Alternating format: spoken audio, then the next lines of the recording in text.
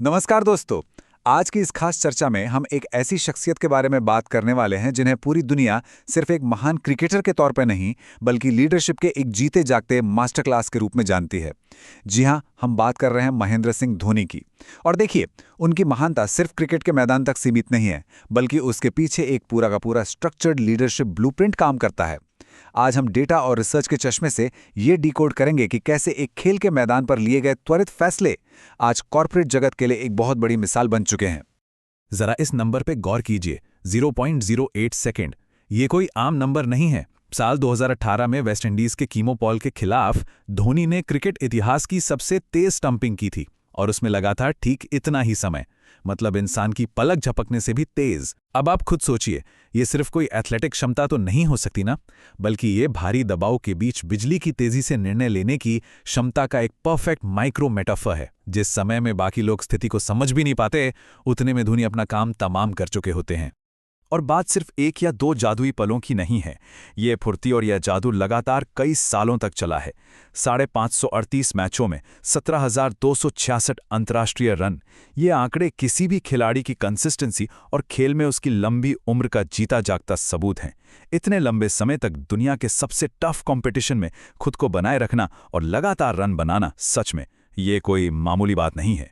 लेकिन इन सबका सबसे बड़ा नतीजा क्या निकला, वो है ये number 3, 3 major ICC white ball trophies. आपको तो पता ही होगा, धोनी इतिहास के इकलौते ऐसे कप्तान हैं जिन्होंने टी20 World Cup, one day World Cup और चैंपियंस ट्रॉफी जीतकर एक अभूतपूर्व क्लीन स्वीप किया है।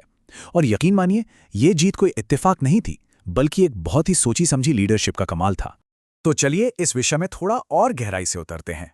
इस पूरे सफर और इसके कॉर्पोरेट कनेक्शंस को समझने के लिए आज का हमारा रोड मैप कुछ इस तरह रहेगा। पहले हम डेटा की बात करेंगे, फिर उनके असाधारण उदय की, उसके बाद उनका लीडरशिप ब्लूप्रिंट समझेंगे और आखिर में देखेंगे कि कैसे ये सब मैदान से निकलकर कॉर्पोरेट बोर्डरूम तक पहुंच गया। तो शुरुआत करते हैं हमारे पहले पॉइंट से, एक सांख्यिकीय विसंगति। अगर हम लेजेंड के पीछे के डेटा को देखें तो उनकी सफलता का पैमाना इतना विशाल है कि वो अपने आप में एक स्टैटिस्टिकल अनोमली बन जाता है। और यही हमें हमारे दूसरे पॉइंट पर ले आता है, महानता की ओर उनका असाधारण उदय।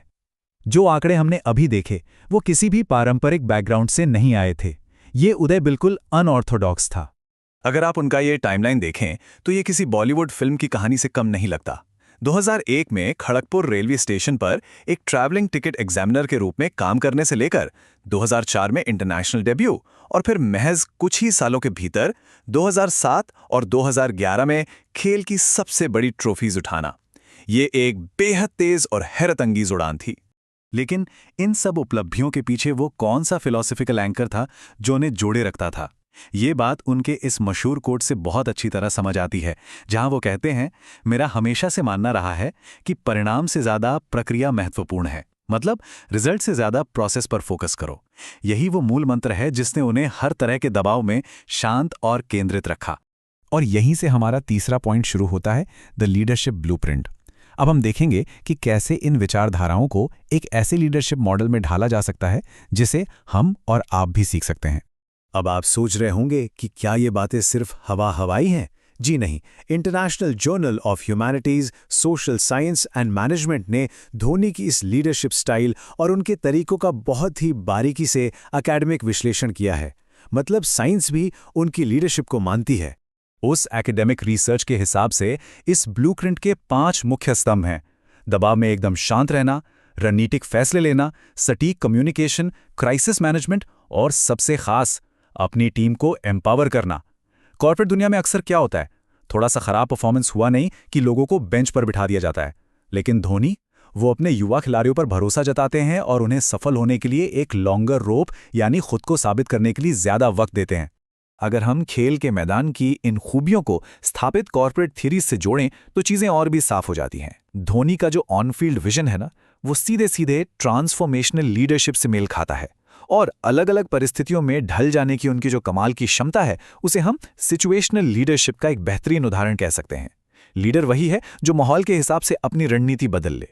इसका सबसे बड़ा सबूत हमें 2011 वर्ल्ड कप फाइनल में मिला था। याद है ना वो हाई प्रेशर मोमेंट? भारत दबाव में था, विकेट्स गिर रहे थे और अचानक धोनी ने अप्रत्याशित रूप से खुद को बैटिंग ऑर्डर में प्रमोट किया और इन फॉर्म बल्लेबाजों से पहले आ गए। एक संकट के समय में लिया गया ये साहसिक फैसला एडैप्टिव लीडरशिप के कॉन्सेप्ट को बिल्कुल सटीक तरह से परिभाषित करता है।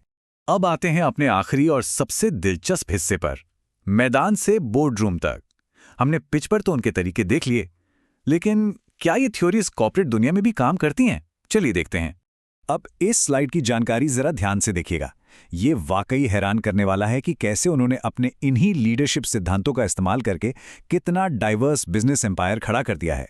चेन्नईयन एफसी और रांची रेस जैसी sports franchises, lifestyle brand 7, e commerce की दुनिया में कार्स 24 और तो और न्यू ग्लोबल के साथ वो ऑर्गेनिक फार्मिंग में भी इन्वेस्ट कर रहे हैं। अगर हम उनके इन्वेस्टमेंट पोर्टफोलियो को देखें तो हर सेक्टर में बराबर का हिस्सा दिखता है। यह हमें क्या बताता है? ये बताता है कि एक लीडर का शांत स्वभाव और सही डिसीजन मेकिंग उसे इतना फ्लेक्सिबल बना देती है कि वो क्रिकेटर्स को मैनेज करने से लेकर पुरानी कारों और ऑर्गेनिक फर्टिलाइजर्स के बिजनेस तक बहुत ही आसानी से पिवट कर सकता है। लीडरशिप किसी एक इंडस्ट्री की मोहताज नहीं होती। तो इन सब बातों का बॉटम लाइन क्या है? आज के बिजनेस प्रोफेशनल्स के लिए सबसे बड़ा कॉर्पोरेट टेकअवे यही है कि अपनी टीम को सशक्त बनाना और पूरे वर्कप्लेस में एक शांत रहने की संस्कृति, यानी काम कंपोजर को बढ़ावा देना, सीधे तौर पर आपके इनोवेशन और प्रोडक्टिविटी को ऊपर ले जाता है। पैनिक करने से कुछ हासिल नहीं होता। तो इस पूरी चर्चा को खत्म करने से पहले मैं आपके सामने एक सवाल छोड़ना चाहता हूं। आज की इस कॉर्पोरेट दुनिया में जहां हर कोई बस हर तिमाही के रिजल्ट्स और नंबर्स के पीछे भाग रहा है, क्या हमारे आधुनिक लीडर नतीजों पर कुछ ज्यादा ही फोकस कर रहे हैं और उस प्रोसेस को भूलते जा रहे हैं जो असल में उन नतीजों तक पहुंचाता है? आज हमने जो ब्लूप्रिंट समझा है वो हमें रुककर अपने खुद के काम करने के तरीके को इवैल्यूएट करने की चुनौती देता है। प्रक्रिया को सही रखिए, परिणाम तो झक मार के पीछे आएंगे ही। हमारे साथ जुड़ने के लिए बहुत बहुत धन्यवाद।